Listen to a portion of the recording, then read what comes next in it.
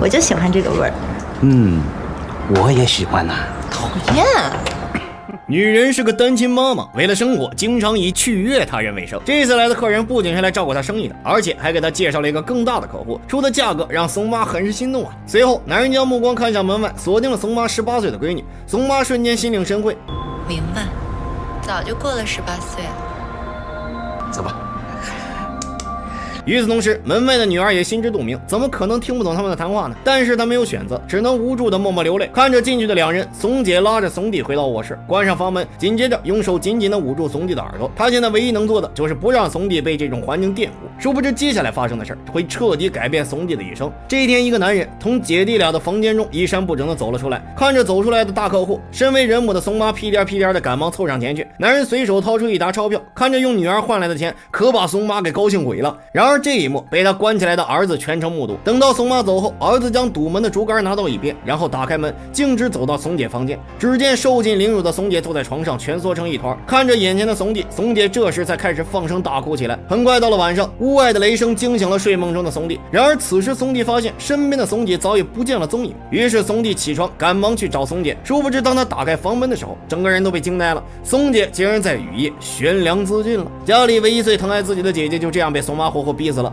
宋弟当即决定势必要为死去的姐姐报仇。到了第二天，宋弟见宋妈刚洗完澡，于是他看了看手中的弹珠，瞬间心生一计，他将所有弹珠倾泻而出。宋妈一个没注意踩了上去，结果脚下一滑，宋妈后脑勺直接磕到台阶上，当场就丧失了行动能力。此时他的宋弟缓缓朝宋妈走去，而宋妈也将手伸向宋弟，然而宋弟竟然向后退了一步，冷漠且淡定地看着宋妈一点点的死去。不料事情并没有结束，宋姐的死对宋弟造成了巨大的心理创伤，从此他开始变得心理扭曲。长大后的宋弟竟然变成了一个残忍且变态的男人。每当雨夜来临时，他都会将漂亮的女生绑架到一间破旧的浴室内，然后拎着工具袋一步步地走向漂亮女生。不管女生怎么对他哀求，他都无动于衷。女生看着宋弟缓缓拿出杀人凶器，绝望地喊叫着。殊不知这并不是宋弟第一次作案，当然了，也不是最后一次。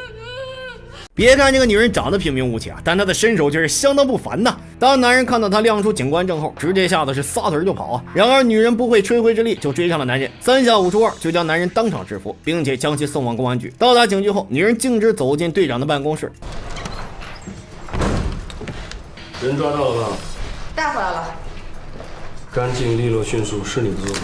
随后队长告诉他，最近有一起失踪案，案件十分特殊，失踪人口均为单身的20多岁女性，并且全都是在夜总会工作的。关键是领导对这起案件很着急，所以队长打算让干练的女警去调查这件案子。女警当即就答应了。很快他就来到了第一个失踪女性的家里，在一番仔细的搜查后，除了发现一些复古的首饰和老牌的雪花膏外，再也没有了其他的收获。殊不知当女警来到第二个失踪女性家后，在搜查的过程中也发现了老牌的雪花膏和复古的耳坠。女警瞬间就意识到这并不是单纯的巧合呀，于是她赶忙回到警局，再次查看这些失踪女性的人员名单。果不其然，她又找到了这些失踪女性的共同点，她们都是失踪女，而且有的甚至被抓多次。同时她们都在夜总会上班，同样喜欢戴复古的首饰。这些奇怪的共同特点不由得让女警怀疑，这并不是一起简单的失踪案，而是一起连环杀人案。女警回到家后，在电脑上开始搜索有关复古首饰的信息。很快，一名业界专业人士对复古首饰的评价吸引了她的目光，当即就决定去找专家咨询一下，看能不能找到新的线索。到了第二天，女警来到了专家的家里，随后她拿出首饰的照片让专家过目，看看这种首饰里有没有什么猫腻儿。但专家却告诉女警，喜欢戴这种首饰的人一定是一位复古爱好者。好家伙呀，你这话说了跟没说一样啊！随后女警又拿出失踪人的照片，让他看看有没有印象。同样，专家说暂时没有印象，但如果想起来了，就会及时联系女警。两人互相留下了对方的手机号后，女警就去调查其他复古首饰店，然而并没有什么收获呀。殊不知就在他为此发愁的时候，手机响了，打电话的人正是那个专家。专家声称他想起了那个照片上的人，于是两人约定好地点面谈。随后在专家的描述中，女警得知那个照片上的女人和一个长发男一起来买的首饰，而且看着两个人的关系像是男女朋友。得到消息的女警迅速赶往第一位失踪女性的家里，殊不知等到女警到失踪女性的家后，却发现屋内传出了一阵异响。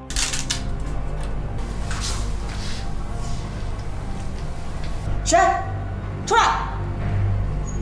下一秒，一个黑衣人直接冲了出来，袭击完女警之后撒腿就跑。女警见此穷追不舍，一路追到了地下停车场，却不曾想再一次被黑衣人偷袭成功。在两人的缠斗中，女警还不慎被黑衣人划伤手心，最终还是因为力量悬殊被黑衣人打倒在地。黑衣人见状也是趁机逃走。然而等到女警醒来后，警方通过采集女警指甲中的皮肤碎屑，很快就锁定了黑衣人的身份。但是为了不打草惊蛇，警方先是找到了他的马仔，经过一番询问之后，确定了黑衣人就是失踪女性的男朋友。随后警方就对其实施了抓捕，并且还在他的口袋中发现了一个地址，这应该就是失踪者被藏匿的地点。然而让女警想不到的是，真正的凶手并不是现在抓住的这个人，而是那个专家。殊不知到了晚上，对此毫不知情的女警竟然带着红酒找专家庆祝成功破案去了。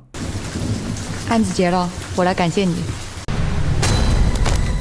仅是一锤，女警就被男人砸得倒地不起。当女警再次醒来时，发现自己已经被绑了起来。不仅如此，还有妹子也被绑了起来，看样子是比女警来的还早。就当她打算割开绳子准备逃走时，打晕她的男人出现了。随后，男人拿着工具袋走向被牢牢绑住的两位女人面前。与此同时，女警还在全力的割绳子，但留给她的时间不多了。只见男人拿起工具袋，一边往外拿凶器，还一边说他之所以这么做，都是为了报复他那个不知廉耻的怂妈。为了钱，竟然让陌生男人欺辱他刚满18岁的怂姐。突然，男人一把掐住妹子的脖子，接着对女警说，他要为怂姐报仇，杀光天下所有不知廉耻的女人。随后就让女警好好欣赏接下来的节目。然而就在男人转身之际，绑住女警的绳子终于被割断了。他在地上随手拿起了一把锤子，就砸向男人的脚啊！男人瞬间疼得坐在地上嗷嗷直叫。女警趁机解开绑在脚上的绳子，殊不知就当女警转身帮旁边的妹子松绑时，男人突然一把抓住女警的头发，将其拽倒在地，上去就是咣咣几脚，随后转身又去抓想逃走的妹子。不过女警见机抄起地上的斧头，砰的一下砸在了男人头上，男人再次倒地，疼得嗷嗷直叫。趁这个间隙，女警拉着妹子拼命的向客厅跑去，但大门早就被男人锁死了。就当两人原路返回时，竟然又迎面撞上了男人。无奈女警急忙带着妹子躲进了2楼的房间内，聪明的妹子躲在床下，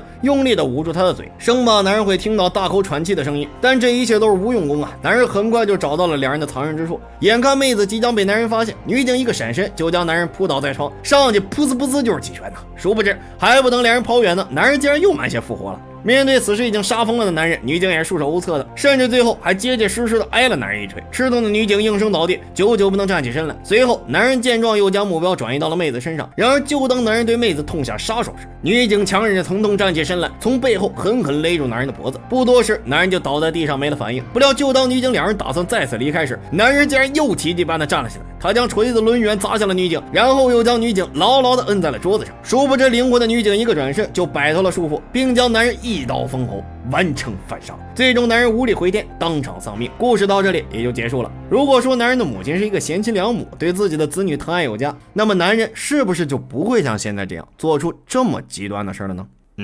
？Goodbye everyone。